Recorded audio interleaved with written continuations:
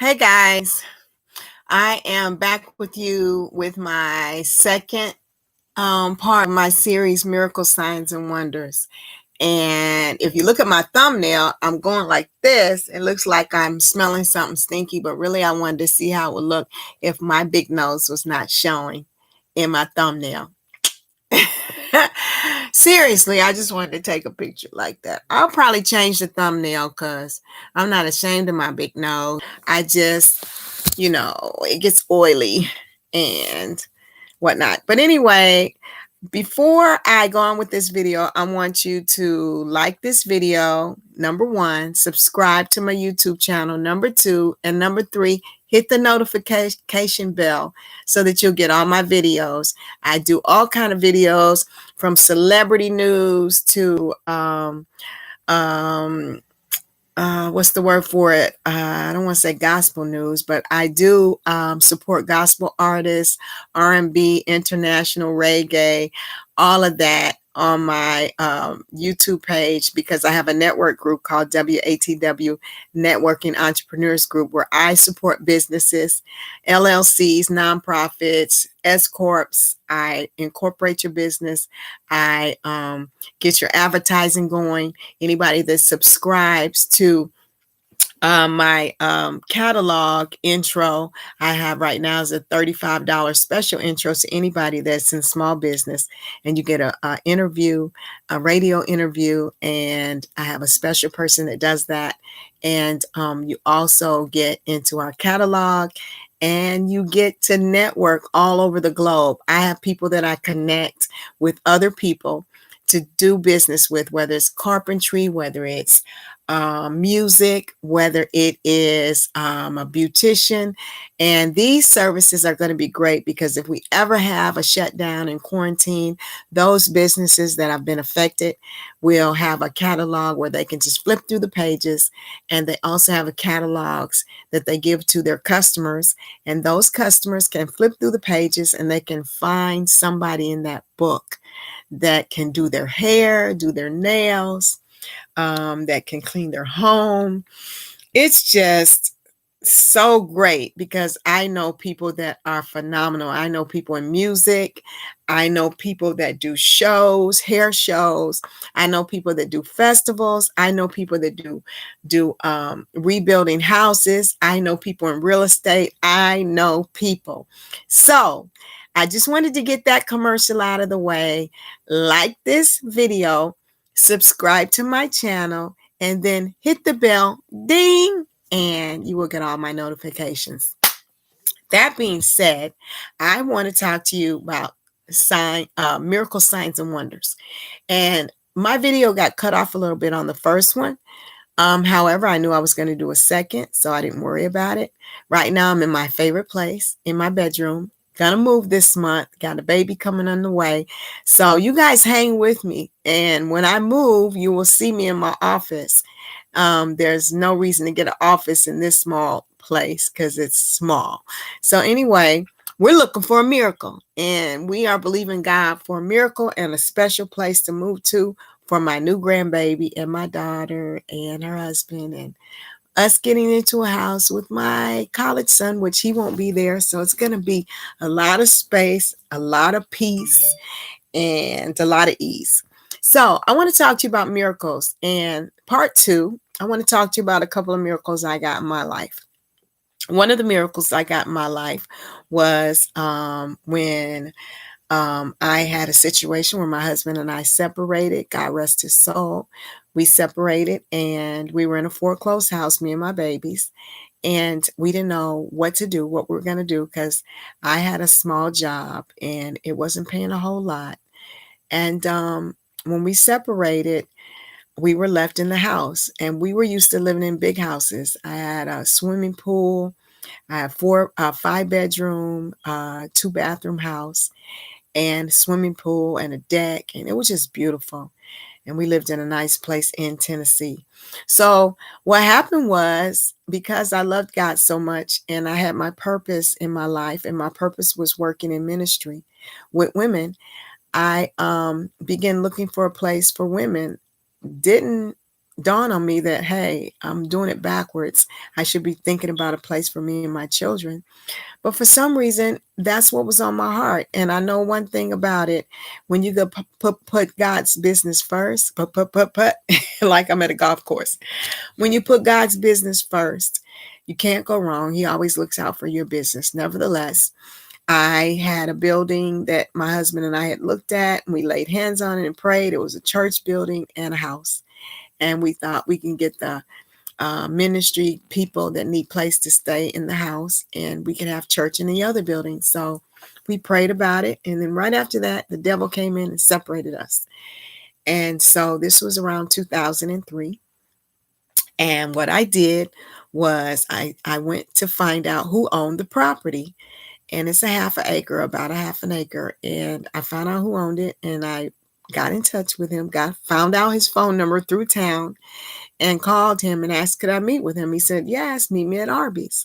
And so we sat down and met at Arby's, and I had the audacity to sit in front of a man and say, listen, I don't have any money. I said, but I want this house and the building if it's available. He said he didn't own the building, but he owned the house and he had sold the building to someone. And I said, well, I don't have any money, but I have two guys that will do the work, the paint, and the build out, if you will allow that to be our deposit. And he agreed and said yes. So yay, I was able to get a place. And then I thought, oh my God, I done got a place for women that are homeless, and I didn't even think I'm about to be homeless. And so story number 2 added to that.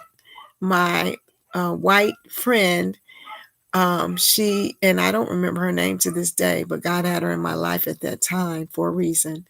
Her husband worked with my husband, and she told me, she said, he has a house that's coming up empty this month. Why don't you ask him about that house? And I said, I don't want to ask him. I already asked him about this other house. I said, I feel funny asking him about another house and I don't have money. She said, well, I'll talk to him. Because I said, would you talk to him? She said, I'll talk to him. And she talked to him. And he turned right around and he told her to tell me, no, she has to call me and I'll talk to her. Can you please shut my door? Are they here? Oh, my baby's here? Come on. I'm doing a YouTube video. Let them come on back here. I'm doing a YouTube video, but I got to park this one, y'all. My baby is here. My grandbaby.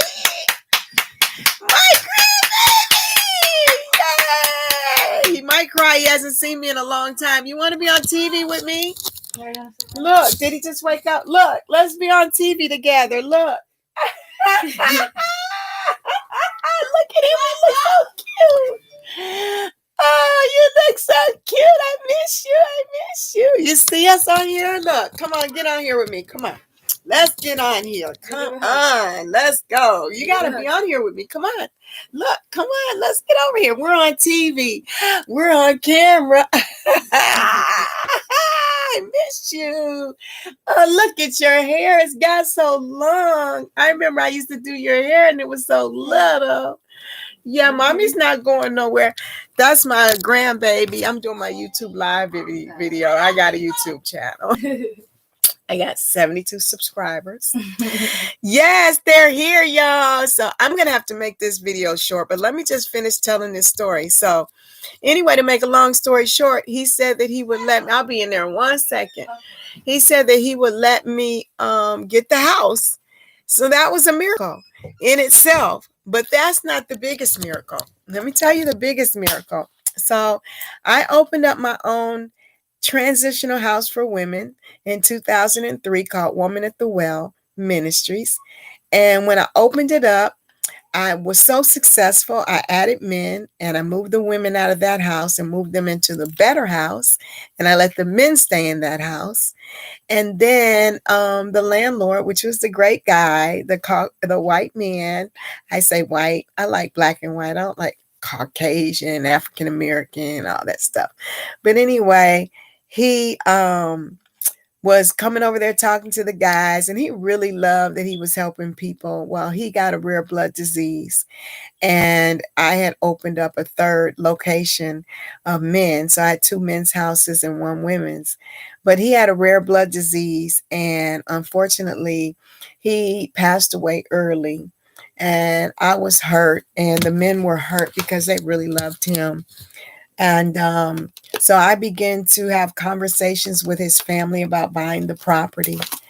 And we were negotiating a price and things like that. Well, in the midst of us negotiating the price after he passed away, um, we had gotten he had actually, I didn't tell you this, I skipped that part. He bought the church building back, and he actually started letting us lease the church building for $250. And so we had the church building and the house. So anyway, to make a long story short, one day the city of that town where my transitional house is, they came to the property, and because someone else that was dear friends of mine that I went to the church, and they were the pastor, they opened up a transitional home and they worked for the city. And so they closed mine down. When he opened up his, they came over there to find anything and everything to close mine down. And they thought they had affected my business, but I had the other men's house, so I just had the other men move over to the other house. And anybody else that didn't want to stay, they could go over to that man's house. It was fine with me because I don't own any of God's people.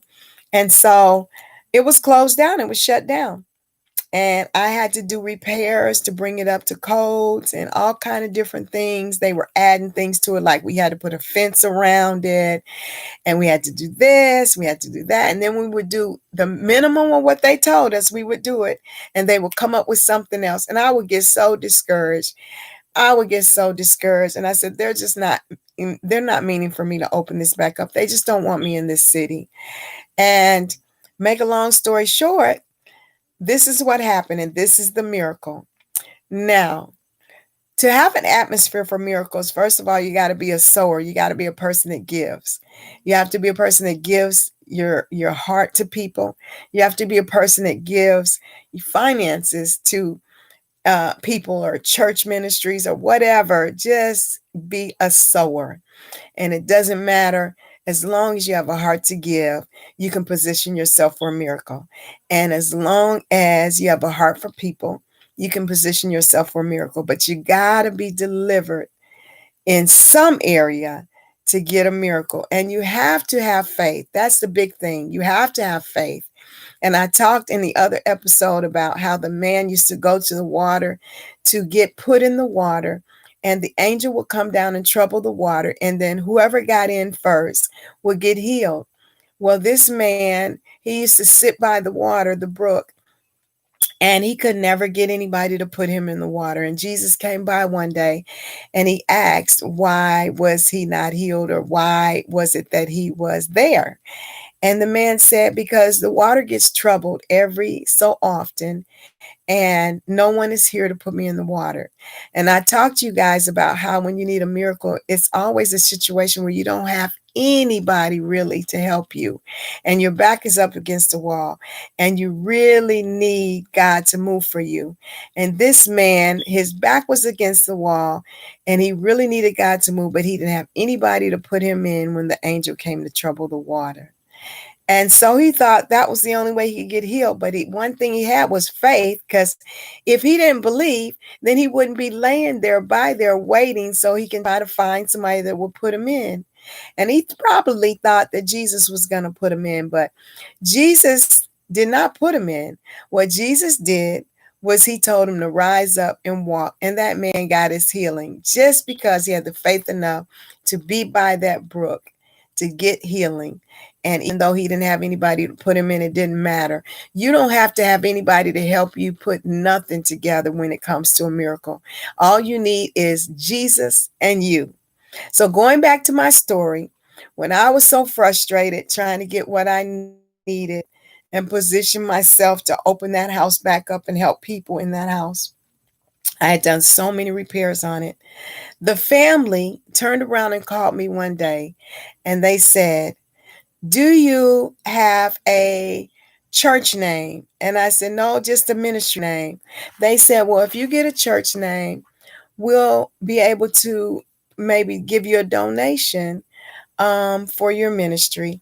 And so immediately I got the church name and I got it established. And that's how I started incorporating businesses, you guys.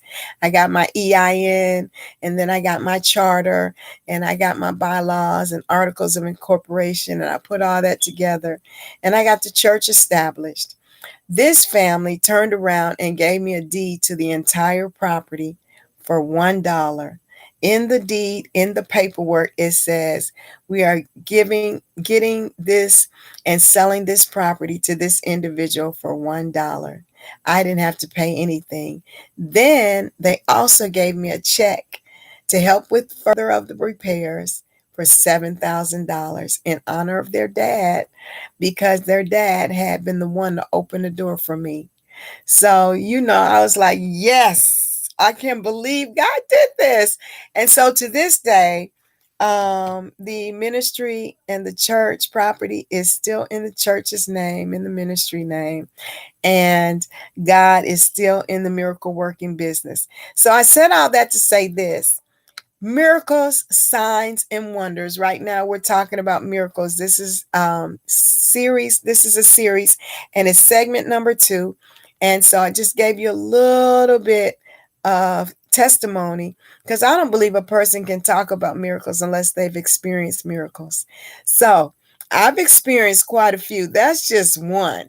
So if you want to hear more, and if you want to go on with learning about how to position yourself for a miracle, always know this, that there is a climate and an atmosphere right now for people to get miracles.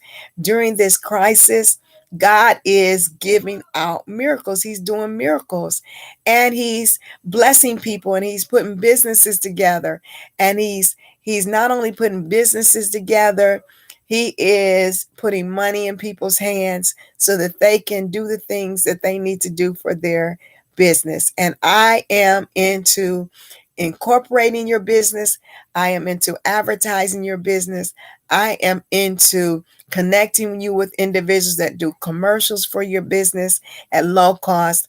I am also into networking you with people that are able to give you things that you need, or connect with you to do work that you need done, because they're in my networking group.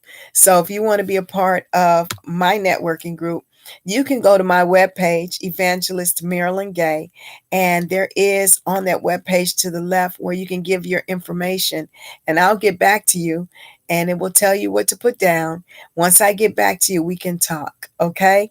So once again, I want to tell you, it's been great talking to you guys. And don't forget to like this video and subscribe to this video, and also ring the notification bell so you get all my notifications. Okay. So I want you guys to have a blessed day. And as usual, you know what I do when I end my video? I drop the mic. Bing! I drop. You guys take care. Bye.